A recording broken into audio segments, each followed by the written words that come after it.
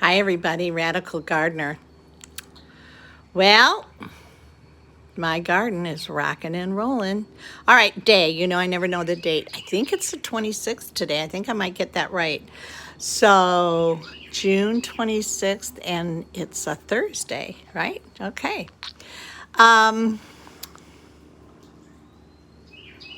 So, what have the challenges been this week? Well, tremendous heat, and we're just in the end of June. And so, like, today is 93 degrees, and the humidity's 103, but it doesn't bother me. I am so thrilled of how I'm adapting to this. So, my plants might be a different story, but even that has worked out okay. And I did get the beds in, and I put them in a different place, and I said I was going to. So let's go see how everything morphed, okay? So I've been picking beans for the last few days, and you won't recognize it. I mean, it just came alive. So here's all my beans, and if you remember, let me turn that around. If you remember, these were just little plants in my bags, and now I'm pulling beans off of them every single day. Sweet potatoes looking terrific. Got a little spider hanging out there. See? They're climbing up the tomato cages. I used my tomato cages for the beans. Worked out really well. And some of the cages I turned upside down, which really worked for fitting over the bags.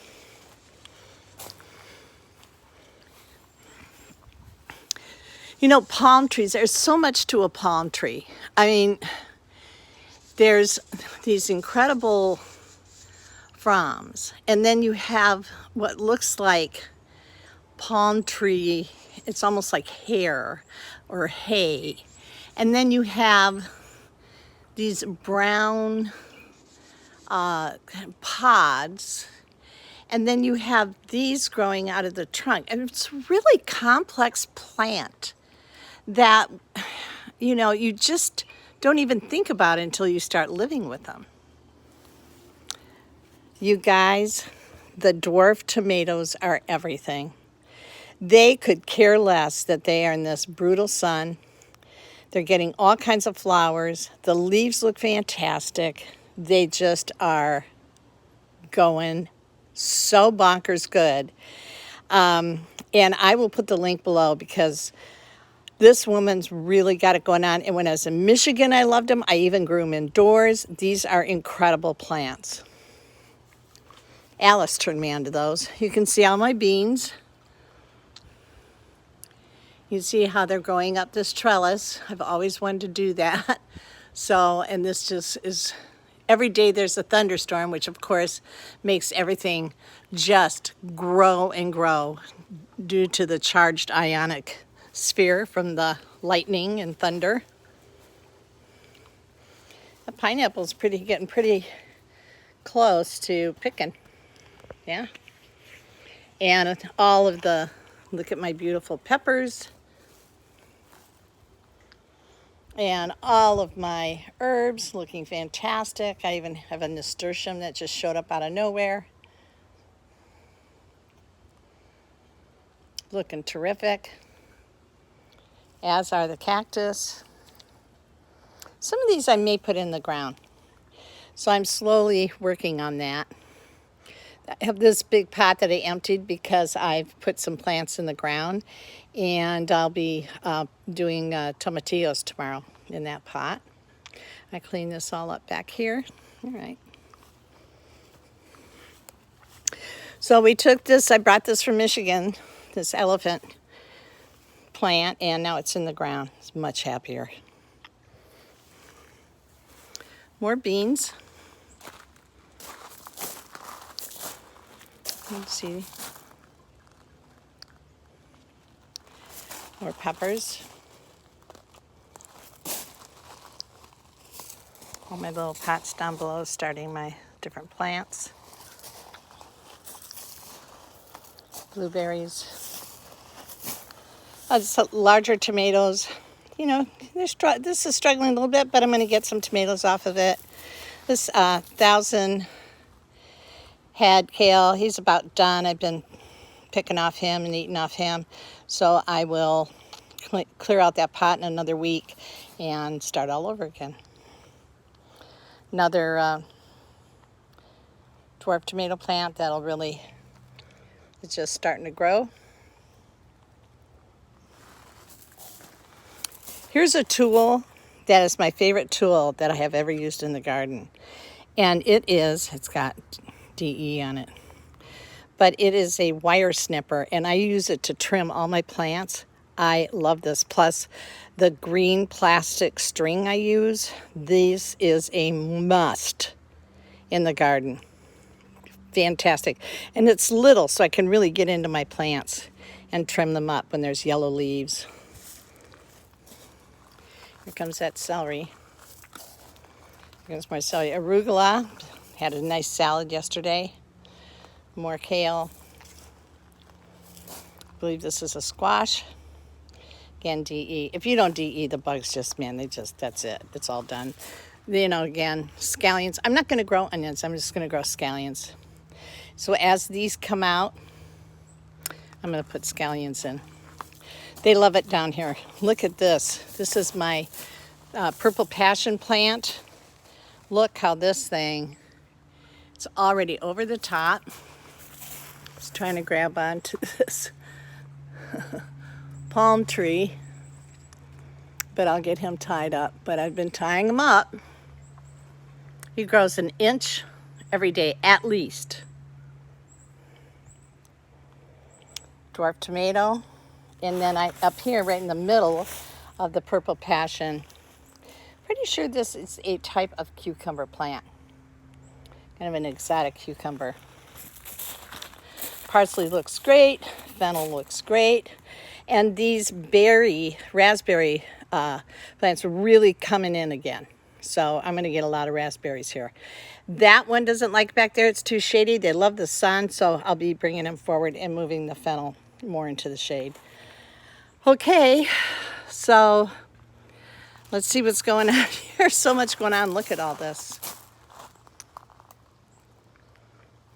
So you can see this plant. It's going to bloom beautiful flowers. Right now it's in a growth spurt and it's climbing over my archway. And then this plant here, it's coming over the top, but you can see what I'm doing, and that's where I put my raised beds. That's where they fit. They fit there really well. So this is lemongrass that I put in. And I got some empty pots I'm just starting to plant. Some flowers I'm going to put in.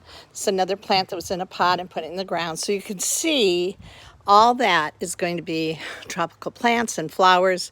So I'm just going to start in a corner and start working my way down. I'll be planting in my beds. It's my eggplants that I moved over from that bed over there because that bed got so crowded. And there's my moringa tree. He's looking pretty good. My mango tree looks like hell. So I'm going to just leave him, see what happens to him. He's growing new leaves. He's really wilted now. He might be in shock. I don't know. But we'll see what happens. I mean, really, all my trees look so beautiful that if I lose one, I can always replace it, but I'd rather not lose it. You can see all my squash, my okra, and again, this will all be plants. So I took the hoods off because I realized that my plants, they were looking a little mildewy, and that's always from lack of airflow. So you never want your plants too cramped. So I'm really pushing it here. And you can see I have a lot going on in these beds. So I took just slid that off and see how they do. So here's the beds. I got them at Tractor Supply, $50 a bed. You could do it with wood. I don't want to. Florida, wood is not a great idea. This is metal. Great reviews. And then I just did cardboard on the bottom, plastic on top of the cardboard. I'll trim that up. And I'll be planting these tomorrow. Well, not all of them, but some of them.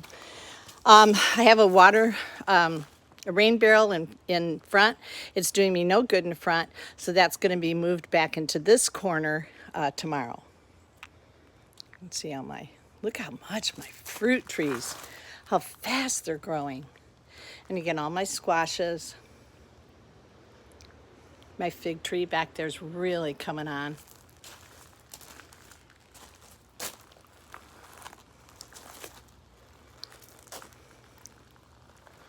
Starting to really make sense, isn't it? You see that? So you can imagine when this is all flowers and tropical plants here. And then eventually I'll get my flowers coming down here along the pathway.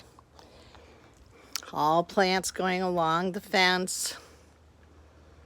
Maybe one more fruit tree in there. Maybe one here, right there. But I'm going to be able to grow a lot of food here.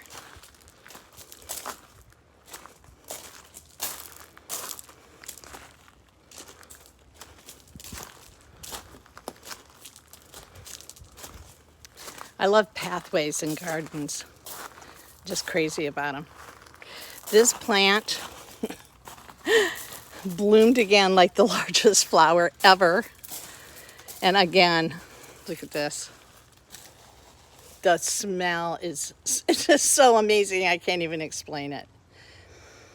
I mean, I don't know, 2.5, 3 feet away from it and I can smell it. It's such a beautiful plant. These were plants that were just in the ground when I moved in, and I had pulled these all out. Well, not completely, but now that I have everything in its place, I'm letting them grow back because they actually look really nice. You can see that. And here, I just let them go and they look beautiful there. And I love having that purple against the green. Pretty terrific, isn't it? God, these beans. I'm going to be having beans and lobster off the fish boat. Some fishermen that I buy my fish from.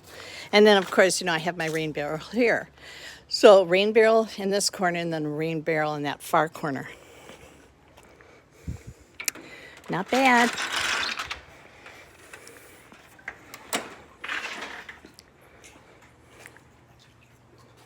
Hi. Sorry about my hand. I have to get one of those little handles for the back of this so it's easy to hold.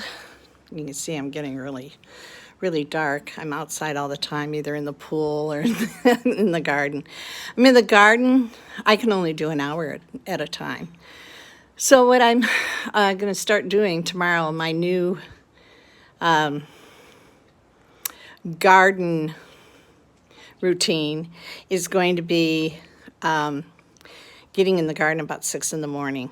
And that way I'll be able to get, really, I just need a couple hours a day, really. And, I mean, I can go out every once in a while and do some fussing. Like I go through my garden every day and I tie things and, make sure that there's no bugs on anything. And so I inspect my plants every single day. And I'm in my garden at least an hour every day. So, if you're not moving huge mounds of soil or what have you, you don't really need that much more time to keep your garden up, right? You can do a little weeding and what have you. The weeding's been great. That hay has really helped. That straw, rather, has really helped on the weeding thing. So I have a helper coming tomorrow to help me dig some holes and also to, bring some more soil in. I have all that soil up in front that we've been bringing back here. And I'm going to freshen up all the beds and all of the grow bags and all of the pots. And you want to do that when you're growing in containers or raised beds, is you always want to freshen up the soil. It'll settle, and you just want the nutrients from the soil. It's organic soil, so the plants are going to like it. And with all the rain that we have here, and I know a lot of people have had a lot of rain, you really do want to, add soil, add nutrients, because it does get washed away, right? So I'm fertilizing about once a week. And I think what I'm going to do now is just, And I've done the fish fertilizer, and I've done a different kind of, I've done like 3 different kinds, but really my favorite one is the worm castings. And so now that everything's really been fertilized, I think I'm going to stick with the worm castings. I think I'm going to do that maybe once a week, once every 2 weeks. I think that should be enough, especially because I'm adding soil. And then after I add the soil, I'm going to add some more straw on top. So yeah, that's, just keep layering it, But I'm coming to the season where I can plant tomatoes.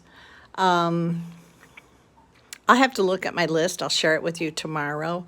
But it's like peppers, tomatoes. It's only about 5 things. It's still pretty hot, but there are things that I can plant. And I'm going to plant a whole bunch of those frickin' dwarf tomato plants. I have so many of those seeds. So I'm definitely going to be doing that. So yeah, pretty good, you guys? I mean, how long has this been? I got here January 15th. I was in shock until about February 15th. I really was. I was just like frozen. I was like, trying to get the house together. As you know, a lot of my stuff didn't make it on the truck, and I was running around trying to replace things. And I was doing that until really the middle of March. So I would say I really started to get into my garden end of March. So what are we? We're at the end of June. March, April, May, June, 4 months. And look at it. It looks fantastic, So it doesn't take long. And, just work on a section at a time. So now I'm going to be working on that wall. And, 1 plant at a time. I can't afford to go buy a gazillion plants. I'm going to go buy 4 plants tomorrow. And get them in the ground, and the next week I'll get 4 more plants, and then the week after, and then by the end of September, maybe the whole thing will be planted. So it's the only way I know how to do it. All right, Radical Gardener, from my garden to yours, may your garden always grow. I'm sending you a ton of love. Okay, guys, see you later. Bye.